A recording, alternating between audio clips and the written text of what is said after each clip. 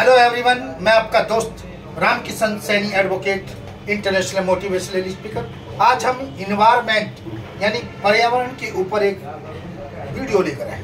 दोस्तों, आज पूरी दुनिया ग्लोबल वार्मिंग एंड पोल्यूशन से, प्रदूषण से दूषित। आपने देखा कि इस साल 45 सालों के बाद सबसे ज़्यादा गर्मी पड़ी है। बड़े बड़े जो ग्लेशियर है वो पिघलने शुरू कर दे, और इसका जो सबसे बड़ा कारण होता है वो चाहे डायरेक्ट हो इनडायरेक्ट हो, वो मानवीय जो ह्यूमन एक्टिविटीज है उसके कारण। और दोस्तों, एक इकोसिस्टम बना हुआ कि हम प्रकृति के बिना नहीं रह सकते।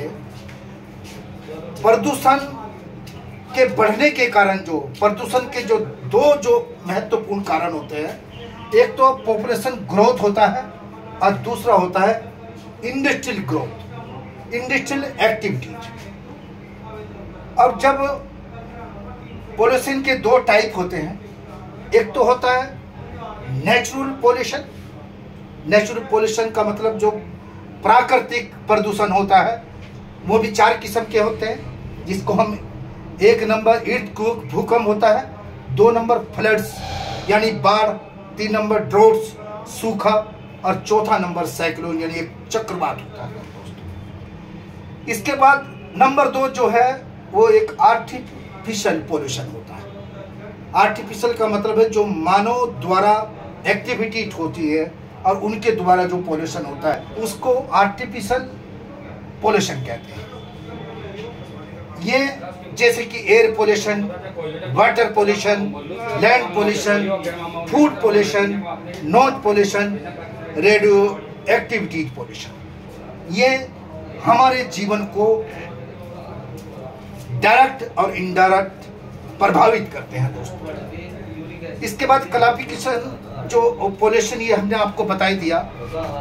भारत में इसके लिए कई एक्ट बने हुए हैं, लेकिन सरकार, चाहे केंद्र सरकार हो चाहे प्रदेश सरकार हो, यदि अपनी ड्यूटी सही से करते हैं तो मैं समझता हूं कि काफी हद तक पोल्यूशन पे, प्रदूषण पे नियंत्रण रख सकते हैं।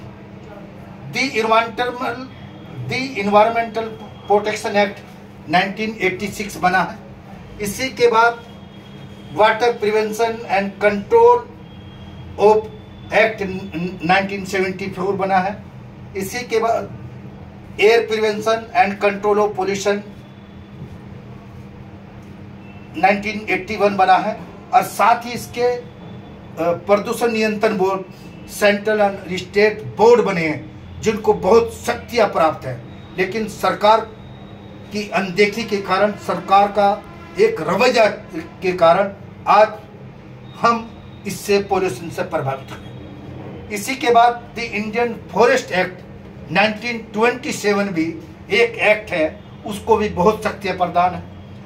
फिर दी वाइल्ड लाइफ प्रोटेक्शन एक्ट 1972, इसको भी बहुत एक्ट है। साथ ही हमारी जो इंडियन पेनल कोड में भी इसके लिए प्रावधान है, सजा का प्रावधान है, जुर्माने का प्रावधान, तो जो सीआरपीसी की आईपीसी की सेक्शन 268, इसी प्रकार सीआरपीसी 133 के अंदर। इसके बाद हम लोहित वाद में वाद डालकर भी इस पे हम प्रदूषण से बचा सकता है। लेकिन आज हम सबकी ड्यूटी बनती है कि इस धरा को, इस पृथ्वी को यदि बचाना है तो हमें अधिक से अधिक पेड़ लगाने पड़ेंगे। और ये जब ही संभव हो सकता है जब सरकार एक मुहिम चलाए। जितने भी हिंदुस्तान में गवर्नमेंट जॉब वाले हैं, अगर सरकार कठोरता से एक अपने नियंत्रण के अंदर सबके लिए आदेश करे कि 2-2 पेड़ आप लगाओ और उसको पाले पोसे, तो निश्चित रूप से ये धरा, ये पृथ्वी, ये प्रकृति बच सकती है। अन्यथा आने वाला दिन बहुत मुश्किल हो गया।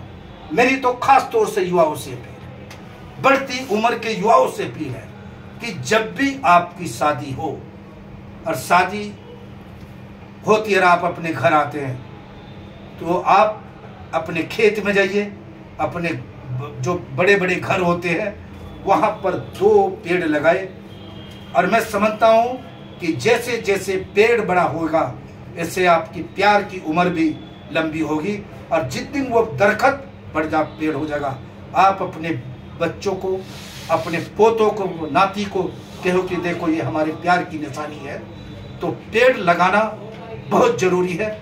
मेरी पुणे युवाओं से अपील है कि बारिश जैसे होगी, मानसून की बारिश होगी, हर व्यक्ति घर से निकलकर पेड़ लगाए, तभी जाके हम अपनी प्रकृति को, इस जमीन को, इस धरों को बचा सकते हैं। अन्यथा आने वाला दिन बहुत मुश्किल होगा। जय हिंद, जय भारत।